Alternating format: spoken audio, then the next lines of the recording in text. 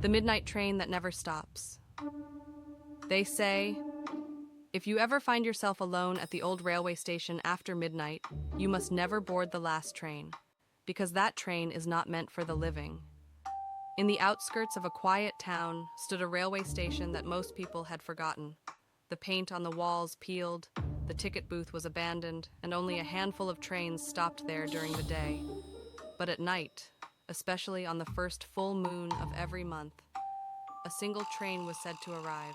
A train with no schedule, no conductor, and no destination listed on the board. One cold evening, a young man named Daniel, who was traveling home from work, missed his last bus.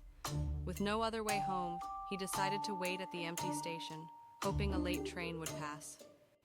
At exactly midnight, he heard it. The screeching of brakes, the rumbling of iron wheels.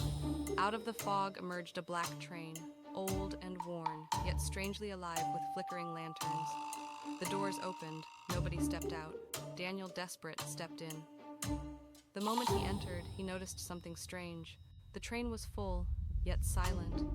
Passengers sat stiffly in their seats, their faces pale, their eyes empty. None of them moved, none of them blinked. Daniel tried to speak to one man in a suit. The man turned slowly, and Daniel gasped.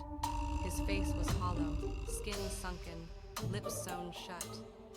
Fear gripped his chest, but before he could step back out, the doors slammed shut and the train lurched forward.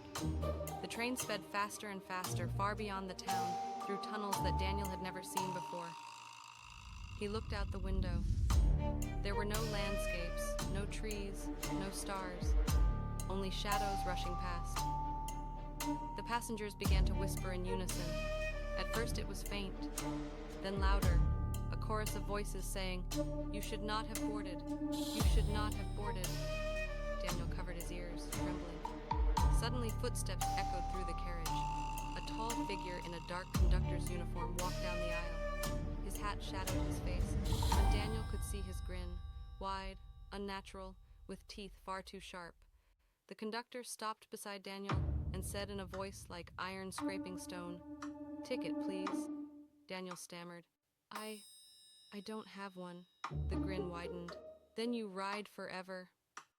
In panic, Daniel bolted from his seat, rushing toward the next carriage. Doors kept slamming in front of him, shadows reaching out to pull him back. Finally, he spotted an emergency exit window. With all his strength, he smashed it open and leapt into the darkness. He fell, and fell, until he hit solid ground. When he opened his eyes, he was back at the empty station, the fog lifting. The black train was gone, only silence remained. Daniel never returned to that station again.